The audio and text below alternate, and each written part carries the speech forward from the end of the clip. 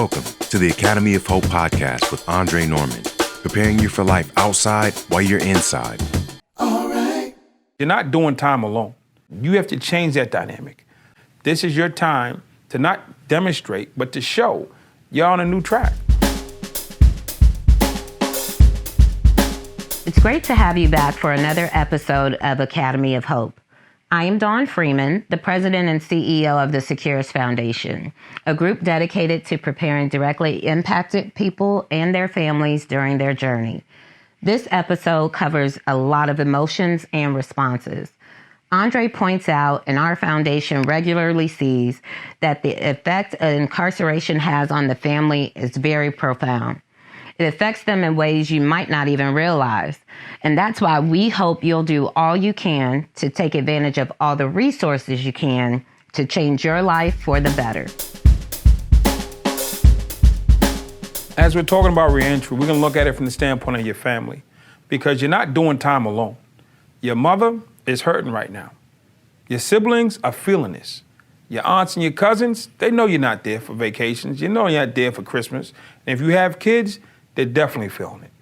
And your grandparents, if they're still with us, it hurts to see you where you are, because they ain't got but so much time left. And these years that you're giving to the penitentiary, they would much rather have you around them. So I want you to understand the perspective of your family when it comes to reentry. I'm not saying trying to guilt you into doing one thing or the other, but your family knows you maybe as that guy who got in trouble. They know you as that guy who didn't focus well, or that lady who just got off track. They have a perception of you. And I don't want you to feed in that perception. You have to change that dynamic. You are no longer, the son, the brother, the cousin who was that guy who got in trouble. You was the guy who made a mistake or a bad choice, and you're the guy who's rectifying that mistake. This is your time to not demonstrate, but to show you're on a new track. And just because you're in prison doesn't mean you can't get better. Ideally, the truth is, there's a lot of people in history who got better sitting in a prison cell. It is not the ideal place. It's not the place that we think of when we think about getting better, but there are too many historical references of people who've gone to prison, who've come out to do great things. But the difference between those people and us is, do we decide to put forth the effort? The difference between those people and us is, do we decide to put forth the effort that they put forth?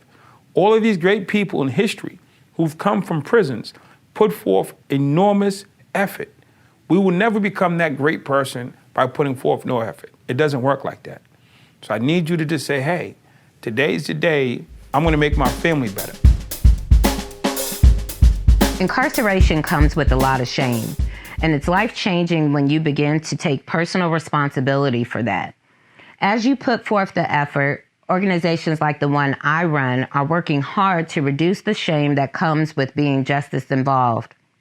As Andre continues, it's good to understand what your family is going through, especially if you can use it as a reason to create a different mentality. Today's the day I'm gonna make me better. Your family needs you. They need you not just to be out and have a job and to contribute. They need you to set a new course for them.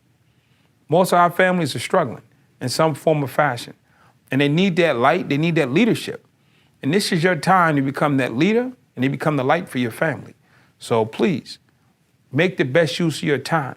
And you can be that light to your nieces and nephews. When you call home, no one wants to hear about how many points you scored in last night's basketball game, or you want to bet on a football game. We want to hear some positivity. We want to hear some intellect, some insights that you can pick up while you're here. Education knows no boundaries.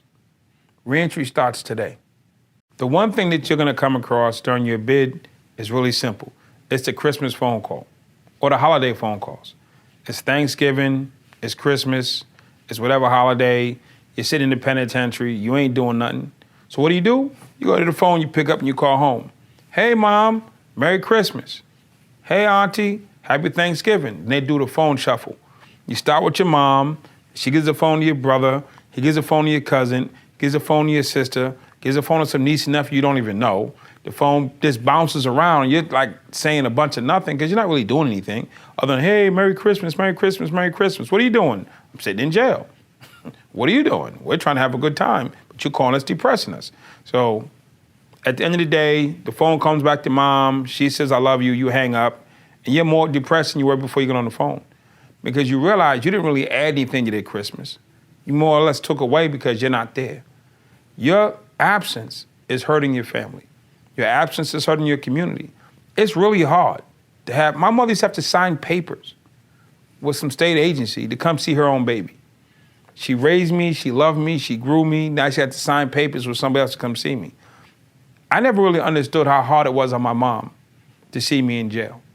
I never put two and two together. It was always about me, about, oh, I need this, or I wanted to do that. It was never about my mom. And for 14 years, because that's how much time I did, I embarrassed my mother. My mother would go to work, and just in case you don't know, what moms do is they talk about their kids, they talk about their church and their families. So my mom would go to work every day. And at lunchtime, her and her friends would meet up at the water cooler, or they go to lunch, they start talking about their kids. Oh, I got one kid, he's graduating high school. I got a kid who's about to get married. Hey, Cheryl, where's your boy Andre? Oh, he's in the penitentiary. Next you know, you're at church. What they do at church? They go to church, they sing their songs, and after, got this little hall where they all going with their little big hats, and they're chilling, and they get to talking about their kids. Oh, somebody just graduated college, somebody's going off to the Navy. Hey, Cheryl, where's your little Andre, the little brown-skinned boy? Oh, he just got promoted in his gang. Here we go, family reunion. Everybody's at the house, 4th of July, whatever the event is, and everybody knows you're not there. And it's like, nobody really says anything to my mom about it because they know I'm not there and they know where I'm at. For 14 years, my mother couldn't say my name with pride. I wasn't doing anything constructive, anything positive. If anything, I was doing the opposite. I was getting in more trouble. So she'd go to work, she'd go to church, she'd go around family, and she could never mention my name. For 14 years, she was embarrassed to say my name, child she gave birth to.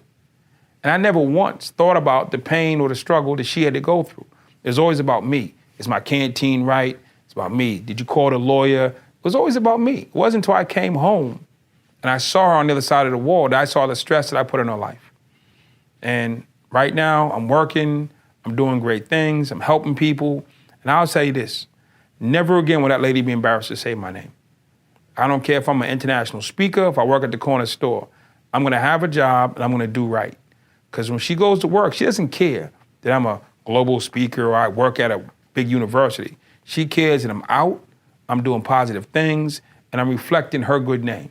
And she can say with pride, hey, my son just got a promotion, or my son is going to school, or whatever they talk about amongst themselves, she's gonna have something positive to say about me.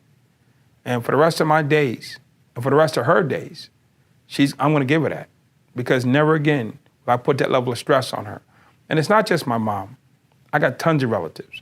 It's hard to be a relative to somebody locked up because you can't touch them, you can't hug them, you really can't impact their lives. I need you to understand, not feel bad, but understand the stress that your family's under. It's not just you who got sentenced today. It's not just you sitting in the cell today. They're without you just as much as you're without them. So please, just take a moment and you need to have a why. Why should I care about reentry?